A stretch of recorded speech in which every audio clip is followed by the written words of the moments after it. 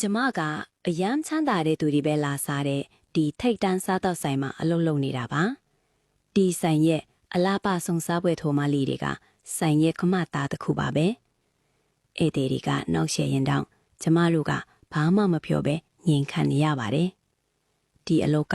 လားစာလည်းမရသလိုနေ့စဉ်စာဝင်းကြီးရဲ့အတွက်လည်းနို့တပူလင်ပဲရပါတယ်ကျမတို့အတွက်တစ်ခုတည်းသောစုလောက်ကတော့ကော်လာအောင်မှာခပ်ပေးထားတဲ့တစိတ်လေးပါပဲဘာလို့လဲဆိုတော့တစိတ်အခု90ပြေးသွားတာနဲ့ထာဝရစင်ခံနိုင်ပြီးစီးစိမ်ဥစ္စာတွေနဲ့မတည်နိုင်တဲ့ခန္ဓာကိုယ်ကြီးရှိတဲ့ထုခဘုံကိုတွားခွင့်ရမှာမို့လို့ပါနောက်ဆုံးတော့ဒီနေ့မှာအဆောင်ဒီအမီစီကိုခိုးချောင်ပြီးထုခဘုံကိုတွားမယ်လူတန်းကြီးတဲ့ကိုကျမခိုးဝင်လိုက်ပါတယ်အလုတ်သမားတယောက်ကကျမရဲ့ကော်လာကိုဖြုတ်ပေးမယ်ဆိုပြီးအခန်းတစ်ခုထဲကိုခေါ်သွားခဲ့ပါတယ်ဒါပေမဲ့သူကကျမခေါင်းပေါ်ကိုဥထုတ်အကာတစ်ခုဆွတ်ပေးလိုက်ကြပါ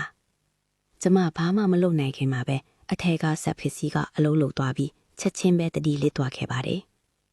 ကျမလွှဲနေတဲ့ထိုင်းခုံကြီးကတပ်ဖြတ်ရေးစင်မင်းကြီးဖြစ်သွားခဲ့ပါတယ်အလုတ်သမားကခလုတ်တစ်ခုကိုနှင်လိုက်ပါတယ်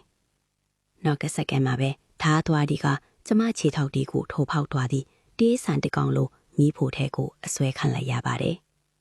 အဲ့ဒီအချိန်ကျမှပဲကျမဟာပုံတူခူးထားတဲ့ကလုံတယောက်ပဲဆိုတာကိုနားလည်သွားပါ